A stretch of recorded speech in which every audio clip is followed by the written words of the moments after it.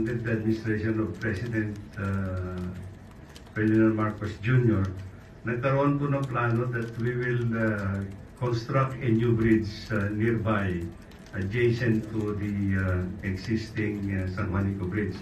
Now, this is now in the works, yung nito, because the new bridge is now under preparation. In fact, this will be one of the flagship projects under this administration. And ito po ay mapifinance ng Japanese government. It's now under detailed engineering design. We hope that the detailed engineering design will be completed by 2026, and thereafter, the construction will follow immediately. And ang plano ko dito talaga is pag natapos po itong tulay na ito pa yung kuwan ng tulay na gagawin na perspective na yung tulay na gagawin doon nearby.